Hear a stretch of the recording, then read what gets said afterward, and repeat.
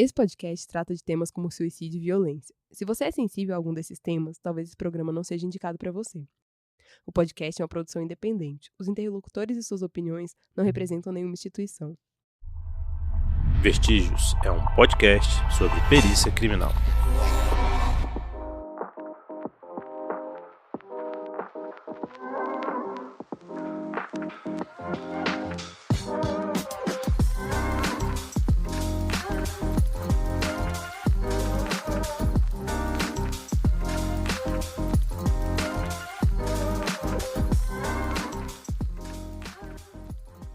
Opa, sejam bem-vindos a mais um episódio do Vestígios, esse nosso podcast sobre perícia criminal. Eu sou o Marcos Patrício, estou aqui com meu amigo e colega de profissão, Vitor Costa. Olá, pessoal. E hoje nós contamos com uma presença especial, que é a da perita criminal Renata Grangeiro, e vamos falar um pouquinho mais sobre o voo da Chapecoense. Tudo bom, Renata? Oi, gente, tudo bom? Adorei o convite, obrigada por estar aqui, por me trazer aqui mais uma vez. A gente aqui que fica feliz, né? Sim. A Renata tá aqui de novo nessa segunda temporada, né? O primeiro episódio que a gente gravou com ela foi o caso Brumadinho. Quem quiser voltar a escutar o caso aí, vai lá, volta, escuta. E a gente vai falar de novo de desastre, só que nesse caso aqui, um acidente aéreo, né? Quem gosta de desastre está cheio de episódios para ouvir dessa temporada. Tem muita gente que gosta de desastre. Sim. Bom, então vamos lá, né? Em 28 de novembro de 2016, o voo da Lamia, ou Lamia, não sei como é que pronuncia. Vocês podem me corrigir, manda um Twitter aí me corrigindo. 29:33 saiu de Santa Cruz de La Serra, na Bolívia, transportando a equipe de futebol da Chapecoense para a final da Copa Sul-Americana. Tá, essa final que ia ser jogada contra o Atlético de Medellín, Nacional de Medellín. A aeronave caiu em uma região montanhosa nos arredores de Rio Negro, na Colômbia, quando fazia o procedimento de aproximação para o pouso. 77 pessoas estavam a bordo da aeronave, incluindo jogadores, comissão técnica e dirigentes do clube, e jornalistas e tripulantes. Dessas, 71 pessoas morreram no acidente. Já em 26 de dezembro do mesmo ano, 28 dias depois do acidente, um relatório preliminar não identificou uma falha técnica, nem ato de sabotagem ou tentativa de suicídio que tivesse causado ou contribuído para o acidente. As evidências sugeriam que a aeronave sofreu falta total de combustível, o que a gente chama comumente de pane seca. Esse foi o maior acidente envolvendo uma equipe desportiva brasileira e chegou a render uma CPI em 2019 para tentar apurar as responsabilidades de indenizações às famílias das vítimas, que resultou numa série de recomendações legislativas. E hoje nós vamos conversar com a Renata Grangeiro, que é perita criminal aqui no Estúdio Criminalístico do Distrito Federal e foi uma das responsáveis pela identificação das vítimas. Sim, tá bom? Ótimo. Então, beleza. Nossa, 2016 tem tempo, né? Cara, Pois tem muito é. tempo. Nossa, até levei um susto agora. Eu falei, nossa, 2016, gente. Eu achava que era mais recente. Pois é. Não, eu imaginava que era até mais pra trás, assim, na real. Ah, é? Não, eu achei que era mais recente. Porque pra mim não parece ter tanto tempo, mas... É porque a gente tá ficando velho rápido. Isso. Tem esse problema. Exatamente. Não, cara, depois da pandemia e antes da pandemia são os únicos dois espaços de tempo que isso. existem. Eu acho que, na verdade, criou um buraco negro depois da pandemia. E a gente ficou preso lá dentro durante a pandemia e é isso. Porque 2019 foi ano passado pra mim. Isso, exatamente. Aí, então, de 2019 pra 2016, tá perto, né? Agora, assim, 2024 pra 2017, porque 2024 não existe, né? 2019 A saímos gente tá em 2020. saudáveis, jovens, e aí, de repente, 2024... Doido. acabados. Louco. Acordamos de um pesadelo, mas com as sequelas físicas do pesadelo se manifestando até hoje. Acho que é bom de tomar um passe e depois a gente toca a nossa vida pra frente.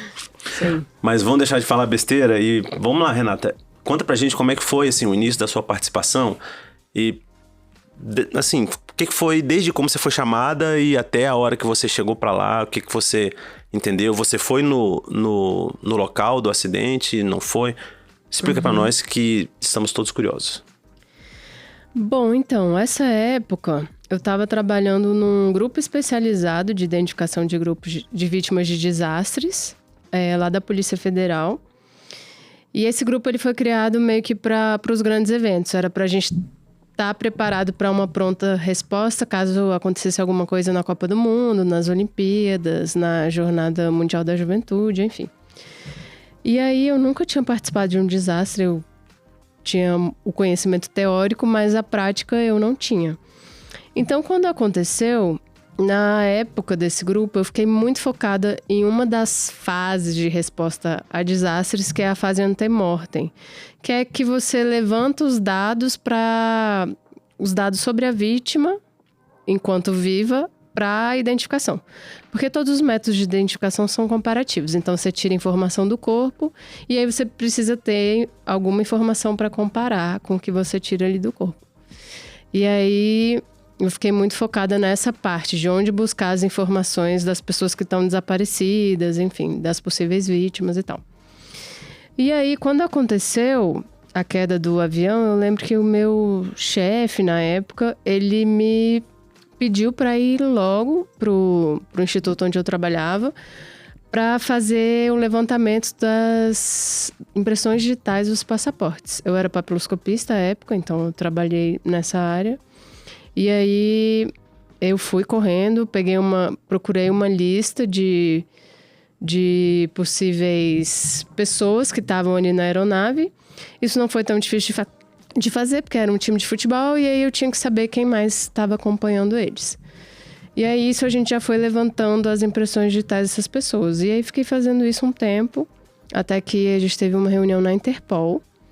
E aí durante essa reunião a gente ficou sabendo que eles queriam que fossem 2 pessoas que trabalhavam com impressões digitais para atuar na identificação das vítimas. Eles já estavam com toda uma resposta de ML preparada para parte de medicina legal, odonto legal. Tinha também papiloscopistas, que lá, salvo engano, chama lofoscopista.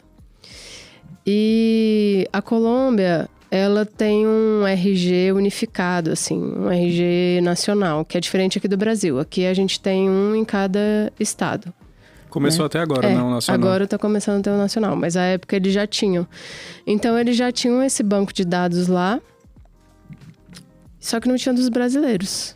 Então a gente foi para lá para trabalhar nas identificações das vítimas brasileiras.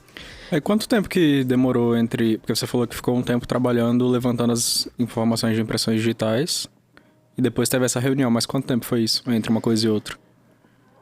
Olha, o acidente ele foi na noite de uma segunda-feira.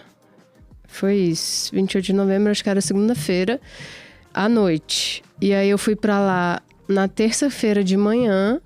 Aí terça-feira, acho que no final da manhã ou no começo da tarde já teve a reunião. E aí na terça, no meio da tarde, a gente já saiu pra Colômbia.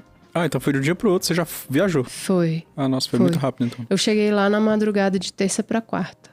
Foi, assim, umas 24 horas depois do acidente, eu cheguei lá. Entendi. Mas aí você falou que eles queriam que tivesse papiloscopistas daqui e lá, mas era eles, o pessoal da Colômbia, as autoridades colombianas?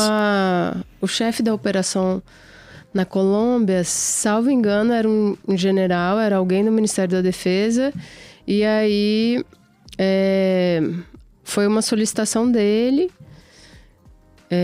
intermediado pela Interpol, porque também a gente tinha esse banco de dados, então a gente foi numa equipe para lá, basicamente formada por papiloscopistas. E aí lá tinham pessoas que davam algum apoio pra gente, assim, lá tem um adido da PF na Colômbia, então ele recebeu a gente lá, tinha um pessoal do Ministério de Relações Exteriores, enfim. E a gente tinha algum apoio operacional não, mas meio administrativo para auxiliar no que a gente precisasse. Uhum. Mas por que eles queriam que fosse alguém de lá? Por que eles não faziam eles mesmos a identificação? Porque a gente tinha o padrão para comparar, né? Então, mas em outros casos de desastre não acontece de o país que tem, então no caso o Brasil, mandar para eles? Eu acredito que em alguns casos sim, mas eu não sei se era pelo formato, o tipo de formato de arquivo, o tipo de sistema utilizado, alguma coisa nesse sentido. não sei, era mais fácil se a gente fosse até lá fazer a comparação. Então, a gente já levou um banco de dados num leitor biométrico, um banco de dados menorzinho, né, com as possíveis vítimas, com leitor biométrico, fazia a coleta da impressão digital. Quando dava um resultado positivo, mandava para uma equipe no Brasil fazer uma verificação. E aí a equipe no Brasil que dizia realmente se era a pessoa ou não. Aham. Mas eu fico pensando assim que quando acontecem esses desastres internacionais, né, que envolve mais de um país e tal, rola meio que uma... Tipo, somos capazes de resolver isso sozinhos e vamos resolver isso aqui dentro. E nesse caso não teve isso, né? Porque aquele caso do... Na verdade, teve. Teve? Uhum. Porque acontecem essas duas coisas. O país onde o desastre aconteceu quer mostrar que ele é capaz. E o país de onde são a maioria das vítimas quer ir lá atuar, porque são vítimas da nacionalidade. Então, a princípio, a equipe que foi formada para ir da Polícia Federal era uma equipe muito grande. Ah, tá. E aí, a Colômbia falou, não precisa de tantas pessoas, a gente tem perito criminal aqui, a gente tem médico legista aqui, a gente tem tudo aqui, não faz sentido vir. Eu acredito que eles até, em algum momento, devem ter falado, não precisa vir ninguém. Uhum. E aí deve ter tido algum tipo de negociação, falando, olha, mas a gente tem esses dados, e aí esses dados podem agilizar muito o processo, então acho que é bom ir pelo menos essa galera. Porque não faz muito sentido você pensar numa operação de identificação e mandar só um tipo de profissional que atua com isso. Porque, né, se você vai montar uma operação, você vai mandar várias áreas diferentes. Então, acredito que teve muito disso também, de não precisa vir, porque aqui a gente consegue resolver e consegue mesmo. Eles conseguiram mesmo, então... Entendi. Eu tava pensando naquele caso da Air France, do avião caiu perto de Fernando de Noronha, né? Foi só o Brasil, né? Não teve ninguém da França aqui, né? Não, teve. Teve? A França veio e ficou acompanhando o trabalho da equipe brasileira. Ah, sim. Inclusive, a França questionou algumas coisas, alguns procedimentos que foram adotados no Brasil. A operação da Air France, ela foi bem baseada no protocolo da Interpol de identificação. E aí, a França queria também chegar... A França, que também adere ao protocolo, ela queria chegar e comandar a operação. E aí o Brasil falou, não... Vocês podem participar, mas a gente está no comando. Entendi. Eu não participei dessa operação, mas eu tive colegas que participaram, então eles falam que ainda teve essa etapa de negociação.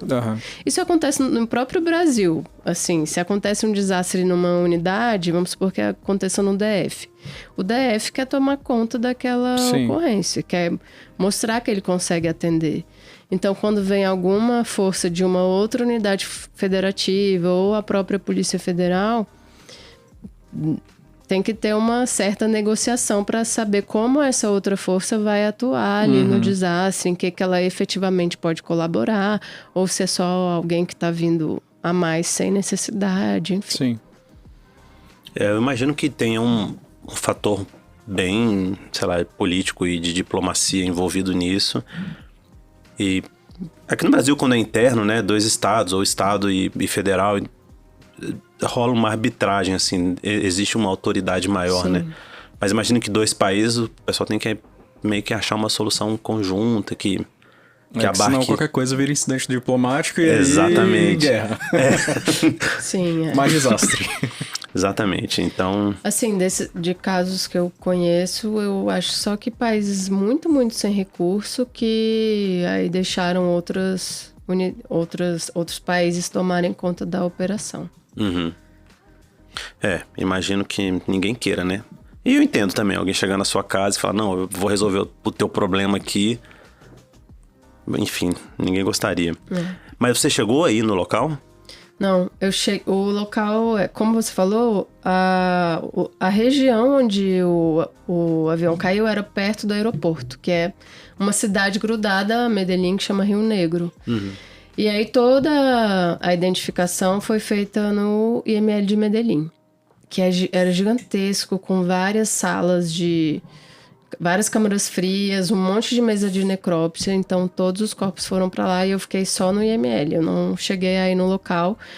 E até onde eu sei, eu acredito que não tenha tido perícia de local. Eu imagino que tenha tido uma perícia na aeronave, mas uma perícia mesmo ali no local, um registro de como os corpos estavam antes de serem retirados, eu nunca soube se houve ou não. Eu imagino que talvez não tenha acontecido. O local lá era de difícil acesso? Eu acredito... Não sei te dizer, na verdade. Eu não sei te dizer. Eu sei que era já bem perto do aeroporto. E pelas imagens, o piloto conseguiu achar ainda uma região que era mais plana, porque aquela é uma região montanhosa. Aí ele conseguiu achar uma região mais plana porque eu acho que ele tentou, em algum nível, pousar. Tanto é que tem sobreviventes, né? É muito raro você ter sobrevivente num desastre aéreo. E aí eu acredito que não seja uma região de tão difícil acesso, mas assim, confesso que eu não sei te dizer exatamente. Porque eu lembro que das imagens assim, parece um lugar de mata, né? Tipo, não tem nada ao redor e... Eu lembro de umas histórias que eles demoraram um tempo a conseguir chegar no avião por conta das condições climáticas, eu acho, não estava neblina ou alguma coisa assim. Eu não sei, pode ser. Foram as Forças Armadas, né, de lá que chegaram no avião e tal. E cada país tem suas peculiaridades nesses primeiros atendimentos. Então, não sei, eu desconheço completamente como é que isso funciona na Colômbia. Então, sei lá. E você falou um pouco pra gente, né? Que você atuou na identificação papiloscópica, mas você fazia identificação das peças, ou você já pegava uma impressão que tinha sido decalcada, ou que tinha sido, sei lá, pegada com tinta das pessoas? Como é que era isso, assim? Qual era a sua matéria bruta, assim? Então, primeira coisa é que os corpos, eles estavam muito íntegros. Como não tinha fogo, não foi uma queda muito brusca, todos os traumatismos foram internos. Tinham algumas pessoas que você nem via lesão externa na pessoa. Então, os corpos estavam muito, muito conservados. De todos os desastres que eu atuei, acho que esse foi o que as vítimas estavam mais... Assim, eu lembro de ter um caso, eu acho, de fragmentação de membro, e os outros acho que não tiveram. Mas, enfim, a gente atuava junto com os lofoscopistas de lá. O que a gente fazia? A gente tinha um leitor biométrico com o nosso sistema. Então, a gente coletava as impressões digitais nesse leitor biométrico, ele já lia e falava quem era a possível vítima. Ele já trazia um confronto. E aí, depois que a gente fazia isso, os lofoscopistas coletavam a DECA em tinta, para eles armazenarem. E aí, quando a gente tinha lá o confronto positivo, a gente avisava, esse possivelmente é fulano. A gente ainda vai receber o retorno da equipe que está fazendo o confronto, verificando o confronto, mas possivelmente é ele. Aí tinha alguém que anotava lá, possivelmente é o fulano. Então, a gente trabalhava diretamente nos corpos. E você falou aí que vocês, depois eles coletavam a DECA em tinta. Você explica pra gente o que é essa DECA em tinta? Ah, sim. A DECA é uma ficha. Quem fez impressão digital no começo dos anos 2000, acho que quem já fez carteira de identidade, né? No começo dos anos 2000 deve lembrar. Ou então quem já foi preso, por exemplo. Você, ouvinte, que já foi preso. Se você já foi preso, você sabe muito bem o que é isso. Que aí você passa uma tinta preta nos dedos e aí eles coletam nessa ficha, que tem um espaço específico para cada impressão digital. E aí, antigamente, antes de terem os sistemas, era assim que era feito o banco de dados de impressão digital, tanto civil quanto criminal. Nos armários gigantes de várias fichas de impressões digitais. E aí, quanto tempo que durou a participação de vocês lá? Olha, a gente chegou lá nisso, né? Na madrugada de terça para quarta. E aí a gente foi direto pro IML. E em menos de 24 horas, no final de quarta para quinta, a gente já tinha identificado todo mundo. Ah, então... Caralho. Não, então assim, você não dormiu essa semana inteira, na verdade, né? Tipo, você falou que tinha ido pro trabalho na segunda... Não, na terça, né?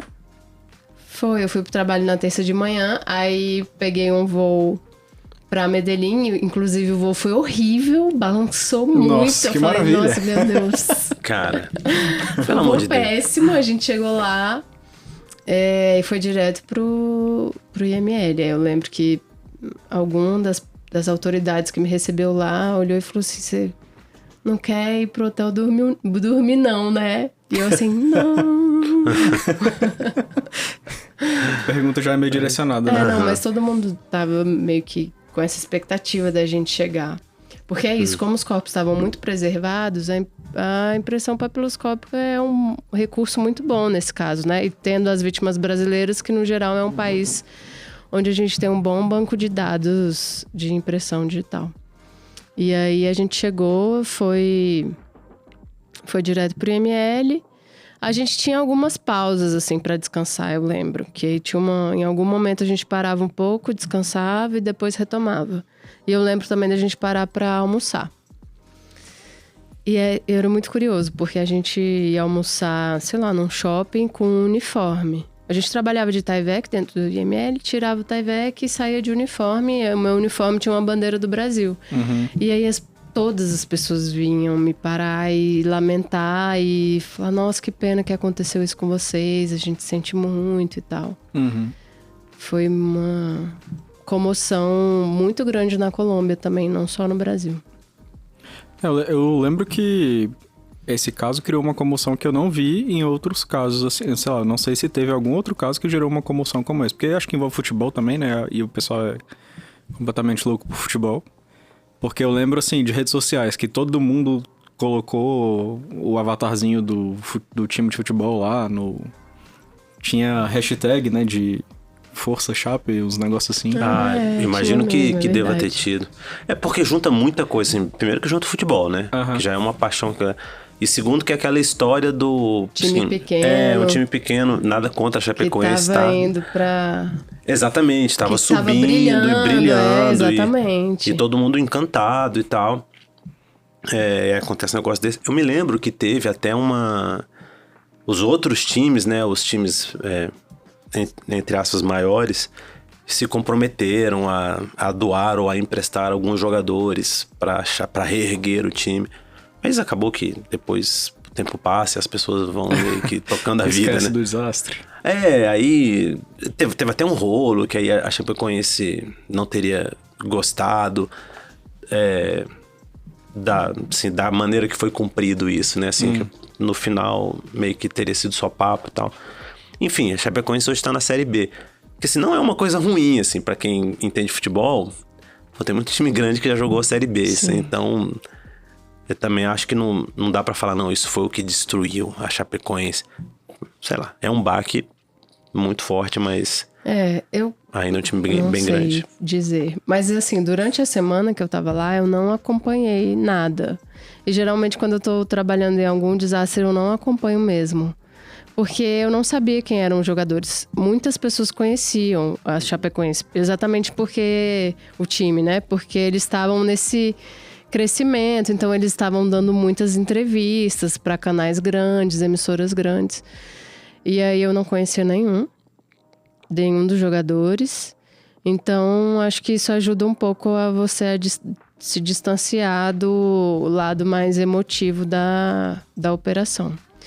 E aí eu lembro que a gente voltou, os corpos foram liberados para voltar, acho que na quinta-feira, porque além da identificação você precisa de um atestado de óbito, né? E uma autorização, acho que no Ministério das Relações Exteriores, alguma autorização internacional para trazer o corpo de volta. E aí eu lembro que eu voltei na sexta-feira num avião que estava saindo junto com os corpos dos jogadores também. Então foi uma operação muito rápida. O avião caiu na segunda. Eles todos foram identificados na quarta, na quinta já tinham autorização para voltar, na sexta eles voltaram para o Brasil. E aí eu lembro que a primeira vez que eu fiquei muito emocionada foi que no sábado de manhã eu acordei, liguei a TV, eu já tava em Brasília, na minha casa. E aí tava tendo uma cerimônia no estádio da Chapecoense. E aí estavam chegando os caixões, tava todo mundo lá e foi uma mega comoção. E aí nesse momento eu fiquei muito emocionada. Falei, nossa, gente, olha, né, eu participei disso, dá um né? Porque baque, né? Assim. aí eu acho que você vê mesmo que você estava atuando nesse caso. Mas, acho que durante a semana eu não acompanhei tanto, então eu nem sei exatamente como foi a repercussão nas redes sociais, não. Mas é porque eu acho que isso durou por muito tempo, assim. Eu lembro de ficar vendo isso por, sei lá, na minha cabeça foram meses, assim, da galera com essa coisa do... Eu acho que era mais isso de futebol, né, assim. Também não sei se era meio que a bolha que eu tava na época que eu ficava vendo muito isso. E só que ao mesmo tempo eu ia falar que eu entendo 0 futebol, mas talvez eu entenda menos 5, assim. Nem gosto, nem entendo, enfim. Mas eu acho que isso foi uma grande repercussão na Colômbia também. E aí eu achei engraçado que no ano passado, né, eu fui pra Colômbia, aí tava com o Uber. E o Uber meio que começou a falar em português, assim, tipo, tentando falar um portunhol. Tava bom, assim, até o português. Aí ele falou que tinha começado a se interessar por português e tava aprendendo a falar português, porque na empresa onde ele trabalhava foi obrigado a aprender português. Tipo, você tinha que...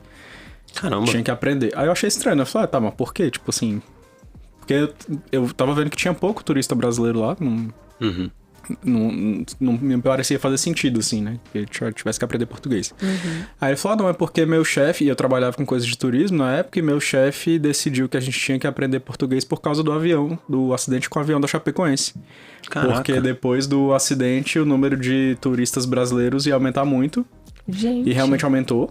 E assim, aí eu não sei se... Tipo, pra mim isso não fez Turismo sentido. mórbido. Tipo isso. Falou que o acidente fez aumentar o turismo lá de brasileiros, o interesse de brasileiros na Colômbia por conta do acidente. Nossa. Tipo, sei lá, traria atenção pro país, né, de alguma forma. E aí faria sentido que eles aprendessem português, mas eu achei que... Assim, achei engraçado que o acidente gerasse esse negócio todo. Enfim. Aí ele sabia falar. Aí ele falava português por causa disso, assim. Caramba, que coisa. E eu achei que a repercussão desse caso foi, sei lá, eu tenho a impressão de que foi maior do que de outros casos, assim. Até do que da Boate Kiss, por exemplo, que teve o número de mortes foi bem maior e foi dentro do Brasil, né? Eu tenho a impressão de que isso foi maior. Não sei porquê. Ah, cara, envolve gente famosa. E eu tava vendo aqui também, né? Foi final de novembro. Final de novembro é, tipo... Os campeonatos todos estão acabando, então são só as finais. Então acho que o futebol fica mais... Se fosse agora, sei lá, de janeiro, fevereiro, tipo, beleza, não tem nada rolando e tal. Também não teria acidente, né? Óbvio. Mas eu acho que é isso. Tipo, você liga a televisão, falando do futebol, final da Libertadores, final do Sul-Americano, final do Brasileiro, não sei o quê. E aí eu acho que meio que vira... Sim. É uma coisa... Sei lá, tudo se junta pra isso, né? Eu acabei de conferir aqui a notícia que eu tava procurando, porque eu lembrava disso mais ou menos do final do ano passado, que aconteceu também. A cidade lá onde aconteceu, o municípiozinho pequeno onde aconteceu o acidente, né, que chama La Unión, que eu vi aqui.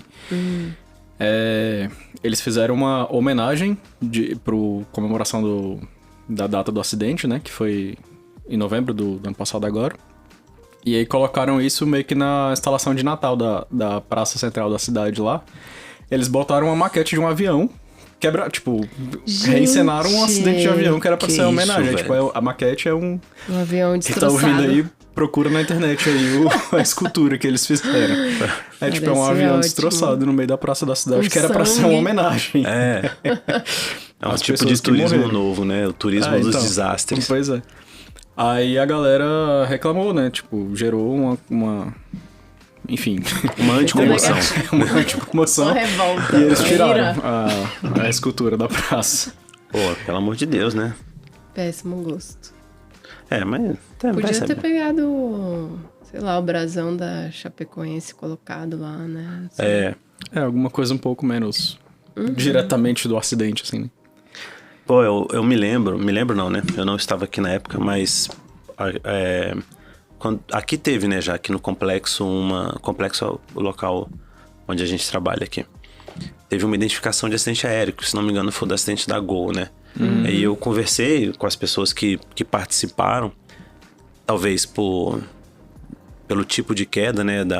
Não sei nem se por conta de ter sido pane seca ou não, mas os corpos estavam bem carbonizados e assim, cara, foi uma operação meio que de guerra, né? De montar tenda e o pessoal falava que os helicópteros de jornal passavam em cima, voando para tentar filmar qualquer coisa. E as pessoas relatavam, assim, que o cheiro, cara, ficava por tudo, assim. Era como se fosse um grande necrotériozão, assim. Foi bem complexo da Gol, né? O acidente da Gol. Foi Sim. bem mais complicado. Porque foi, na verdade, um choque... Em voo. Um avião menor bateu numa parte do avião da Gol. Aí eu acho que ele... Eu não sei exatamente qual parte danificou, mas ele começou a cair da altura que ele tava. Foi a asa. Ele se desintegrou ainda no ar, né? E aí era assim... Então a área de dispersão dos vestígios era enorme. Tanto é que quem retirou todos os vestígios, inclusive os corpos e fragmentos de corpos, foi o exército, porque caiu numa região de mata, né? Com a ajuda dos indígenas, né? Até pra entrar lá. E aí, assim, até recuperar já tava tudo em decomposição, né? Então o cheiro E era muito mais vítimas também, né? Era 200 e Era muita coisa. E o pessoal relata muito cheiro de carne queimada, assim, por conta do incêndio que deu. Foi 2006, o da Gol, acho que foi. Olha, não me lembro. Acho que foi 2006, mas não tenho certeza. Pois é, não, mas eu trouxe esse assunto porque, assim, você falou do caso da Chapecoense e lembrei desse caso aqui da Gol também. E você ainda participou do caso lá de Brumadinho. E o que tem de semelhança e o que tem de diferença? Assim, cada caso é um caso? Ou tem alguma linha ali que você fala, não, tem uma certa variação sobre o tema, mas é tudo a mesma coisa? O que você acha? O que você vê de diferente? O que você vê de igual? Olha, entre os dois casos, na verdade eles são muito diferentes pensando na origem do acidente, né? Do incidente, porque na verdade não foi quando a gente fala em acidente parece que é um desastre natural, né? Tipo Ninguém um tsunami, tem culpa, não, né? tem alguém que foi culpado por aquilo e é criminoso. Mas a origem é diferente e a situação, a dificuldade do resgate de Brumadinho. Brumadinho foi um caso muito complicado, porque o resgate era difícil, até hoje não foram identificadas todas as vítimas, né? Alguns corpos estavam muito fragmentados e aí foi tudo muito mais complexo. O da Chapecoense foi um caso mais simples, porque você sabia exatamente quem estava no avião, isso já facilita muito a identificação. Os corpos, como eu falei, estavam em uma boa qualidade, assim, eles não estavam fragmentados, não estavam em decomposição, nem nada, não estavam sujos, nem nada, encarbonizados. E já tinha toda a operação foi bem mais fácil, já tinha um local para levar, você não teve que montar um lugar, porque em Brumadinho não era tão perto, então você teve que montar uma estrutura dentro do IML.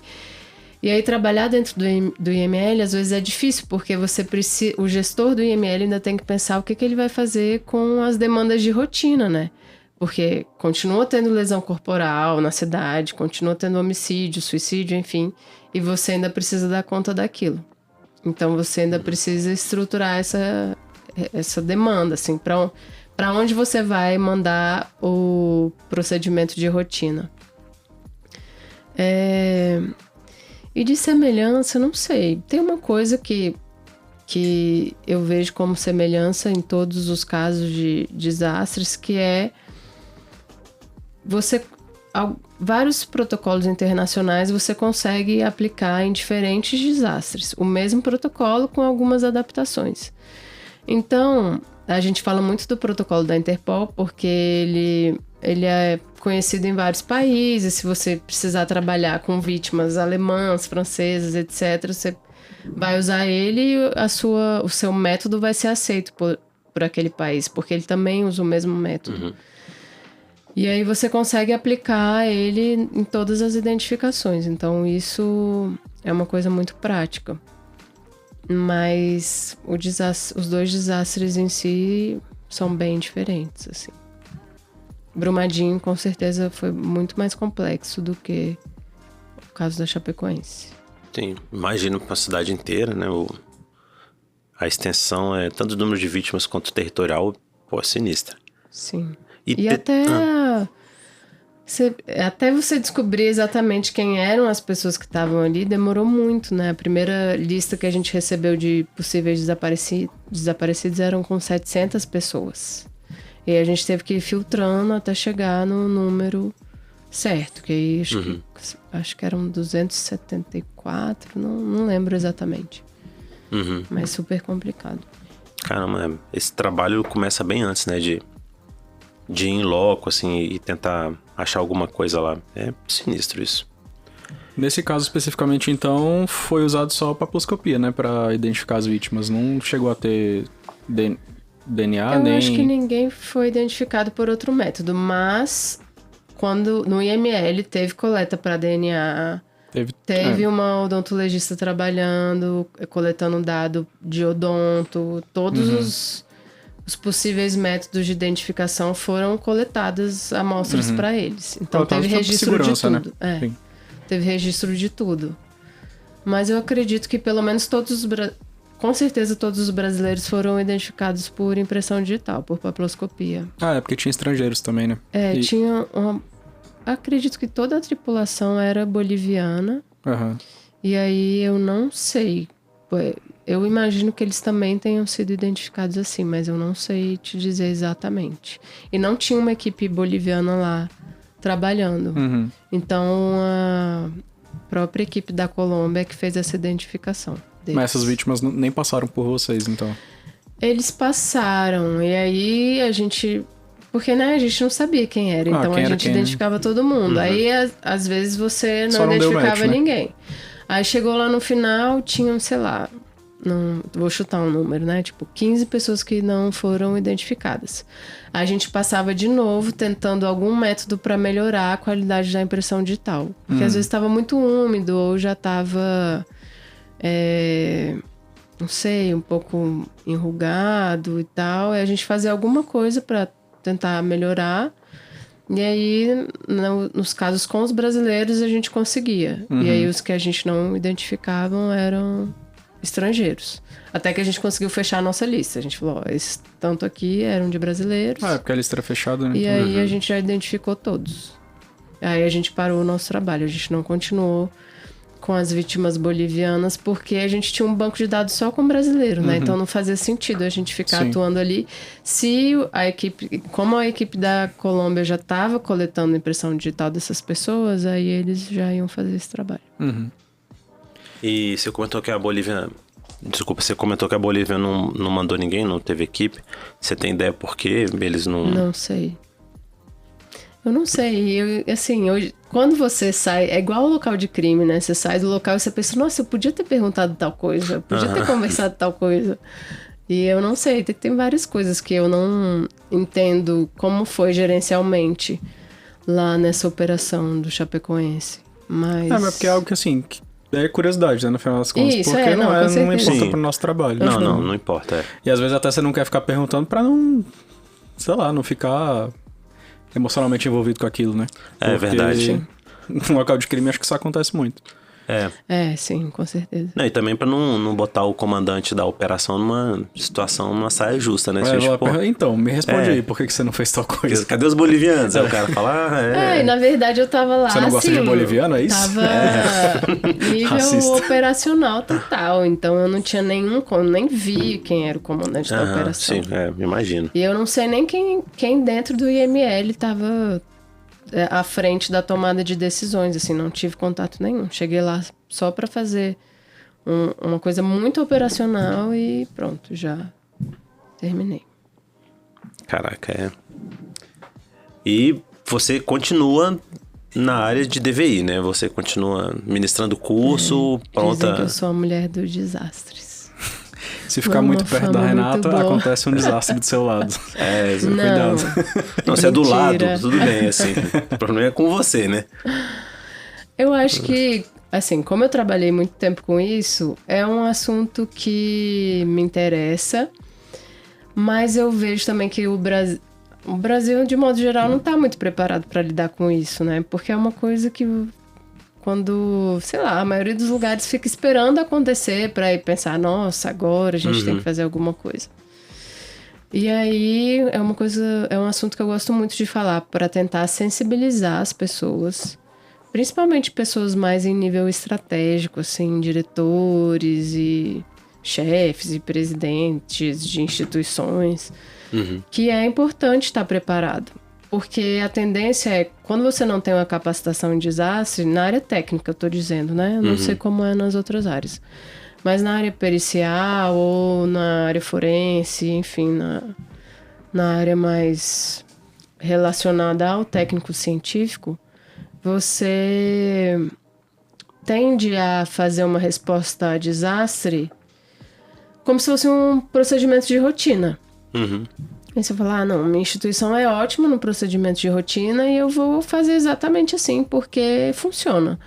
E aí, em algum momento vai dar problema, porque são vários corpos chegando ao mesmo tempo, a cobrança é muito grande, e aí você começa a ter uns problemas do tipo...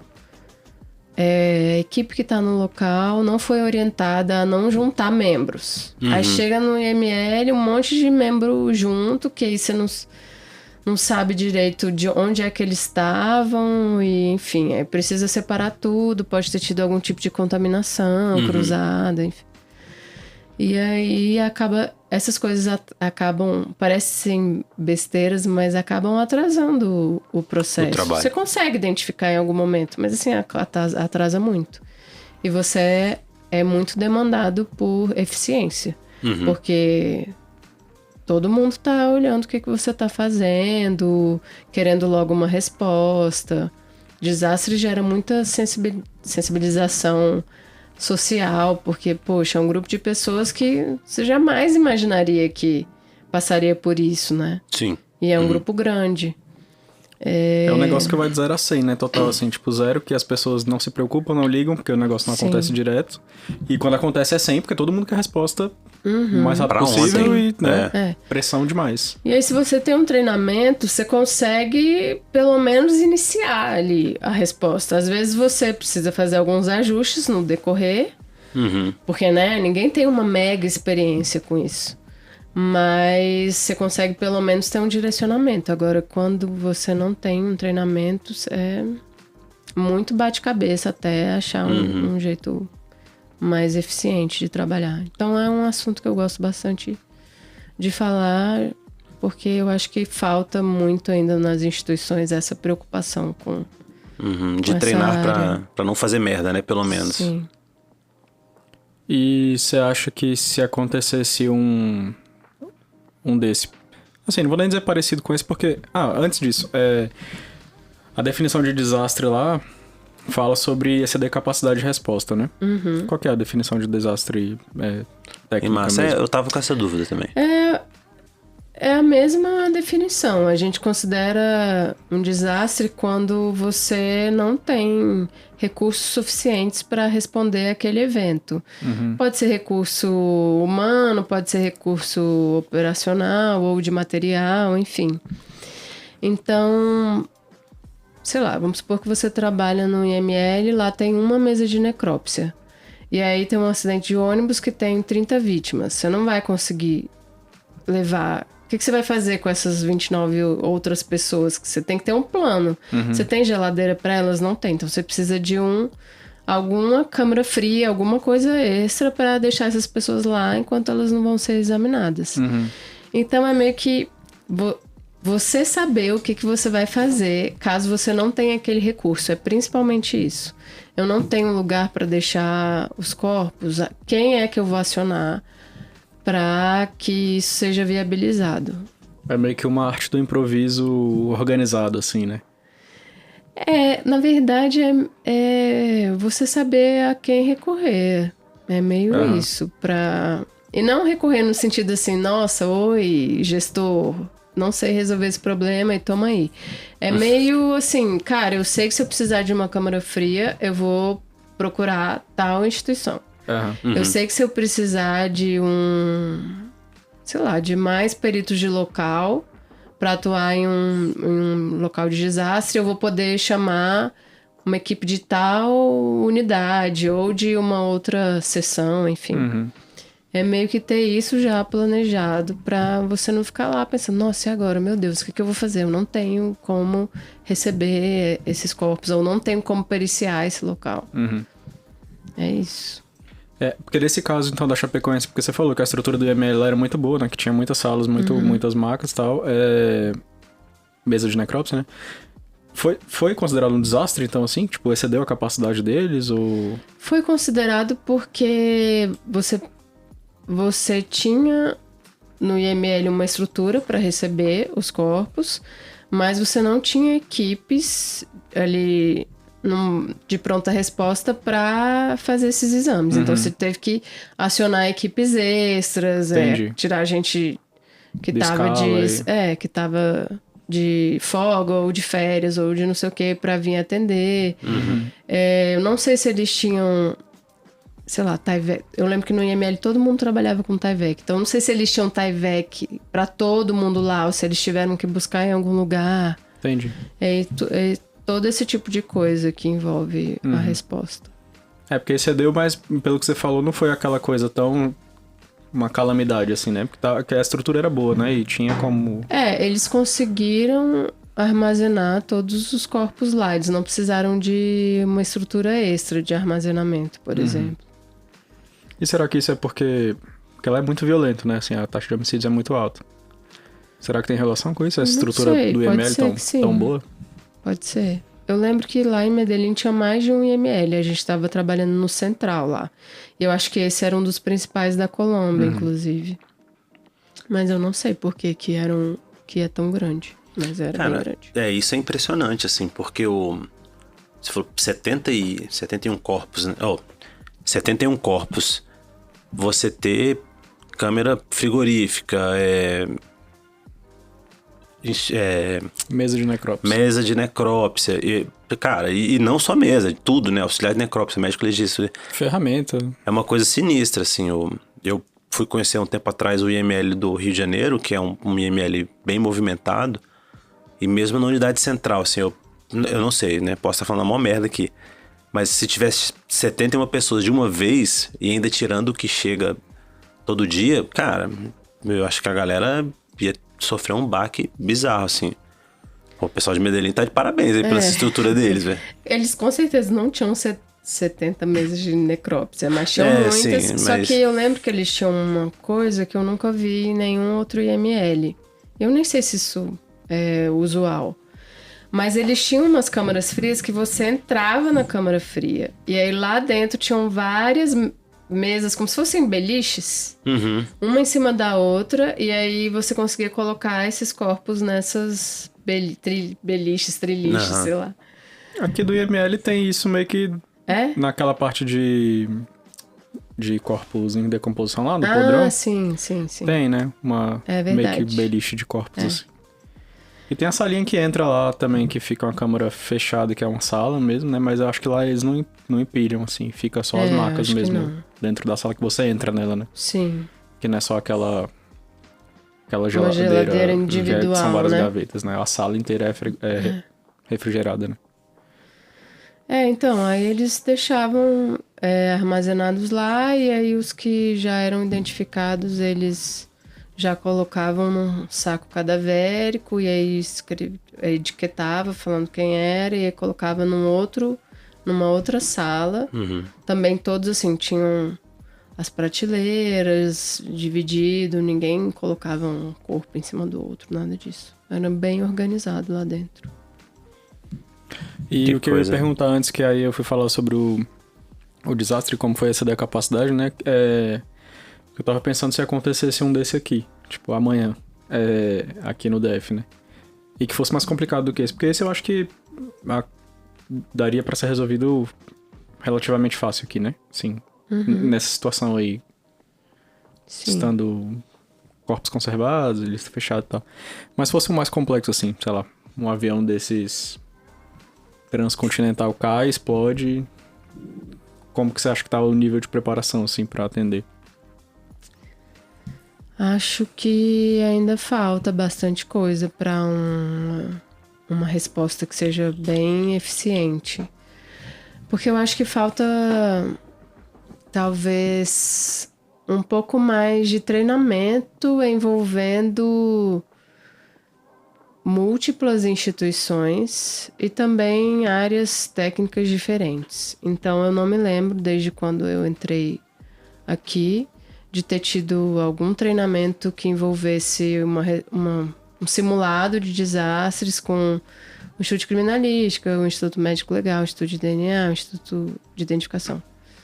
E aí isso é péssimo, porque você precisa... Cada profissional desse vai ter um papel importante no evento. E aí você precisa saber exatamente o que o outro tem que fazer, porque senão pode querer atropelar o outro, pode achar que o dele é mais importante, pode não sei o quê.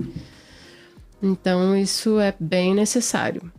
No Rio a gente fez vários treinamentos disso, porque lá teve Olimpíadas, né? Então eu lembro que era um estado que teve um monte de capacitação e aí tinha várias áreas diferentes, tinham psicólogos para trabalhar com os familiares das vítimas, tinha assistente social. Então, mas era o simulado, então, até com outras instituições, né? Então, sim. Porque você falou só da área técnica aqui, aqui a área técnica não tem, mas tudo, imagine as outras, né? Tipo, envolver os bombeiros. Quando cai tem uma foto das pessoas trabalhando lá na área onde o World Trade Center foi derrubado. E aí você olha a foto e tem um monte de capacete de cor diferente. E aí cada capacete é uma instituição diferente trabalhando. Então, sei lá, acontece um desastre, vai ter defesa civil, bombeiro, vai ter equipe de resgate lá, SAMU, vai ter a equipe pericial, uma equipe de investigação, enfim. Pode ter um monte de equipe diferente. E aí cada uma, além das equipes técnicas, cada um também precisa saber qual a sua função lá naquele local, para ninguém atrapalhar também o trabalho do outro. Então, os simulados institucionais são importantes, mas os multi-agências são muito importantes também. Interessante. Mais alguma coisa? Não sei, acho que tem mais alguma coisa que você queira falar pra gente sobre desastres. Depois que eu espalhei a palavra do desastre, pessoas se capacitem. Instituições. Vamos lá, vamos treinar, gente, para não fazer feio. Ai, sim. Exatamente, nossa. Brasília é um lugar que está propício a ter possíveis vítimas estrangeiras, né? Porque aqui tem embaixada de tudo quanto é lugar e tem um trânsito diplomático considerável. Outra coisa que eu ia... na hora que eu perguntei também sobre a capacidade de resposta deles lá, o tamanho do ML e tal, é porque eu lembro que, não sei, acho que você falou que os médicos legistas decidiram por determinar a causa da morte de cada uma das vítimas. Foi. Que foi, assim, uma autópsia completa, normal, de cada uma das vítimas.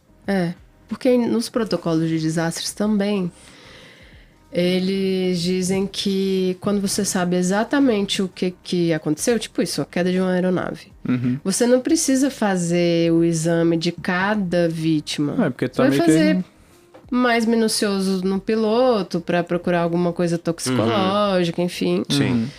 E aí nos outros você consegue dar uma causa comum, que é politraumatismo, geralmente. Porque na maioria das vezes é evidente, né? Assim, exatamente, sim. Mas aí, nesse caso, eles resolveram fazer individual. Fizeram a autópsia de cada um. Não acredito que todos tenham sido traumatismo, mas eles optaram por fazer a necrópsia bem detalhada. Eu acho que isso tem muito a ver também com a repercussão do caso, né? Com certeza. Eles mostrarem um trabalho, sei lá, nível ouro. Sim. Sim, né? Vai ficar lidar pra com sempre. essas vítimas, sim. Porque eu tinha visto a informação aqui, né, de que a causa da morte da maioria das vítimas foi grave lesão em ossos e vísceras provocado pela queda mesmo, né? Então é isso, politraumatismo, mas foi aferido, né, individualmente, então assim... Foi. Nesse caso foi. É interessante também. Sim. Bom, então... E aí, pra falar depois, assim, o que aconteceu, né, em relação ao acidente e à empresa, né? Chegaram à conclusão também de que os comunicados de prioridade e emergência por parte da tripulação foram tardios, quando já era iminente o esgotamento total do combustível, e essa conduta provocou um atraso na aproximação do avião à pista de Rio Negro. Cerca de 40 minutos antes da queda, a aeronave já emitia alertas visuais e sonoros de situação de emergência, mas a tripulação ignorou os avisos e não tomou as medidas protocolares de comunicação com os controladores de voo. Caramba. E ainda segundo os investigadores, essa conduta era frequente por parte da empresa, não fazendo planejamento conforme as normas para voos longos e internacionais. É um absurdo. Ou seja, né, é igual o Renato falou, um incidente completamente evitável, né? Sim, que coisa, né, cara?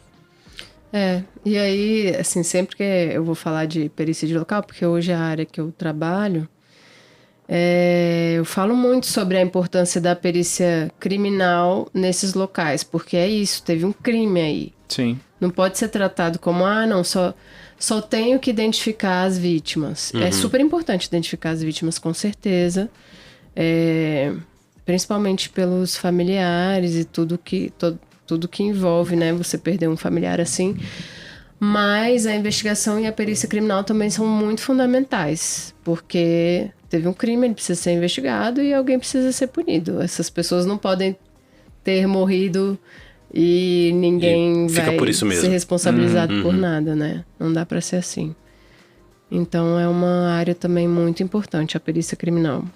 E aí, às vezes, nos desastres, dependendo da natureza, isso não é tão considerado.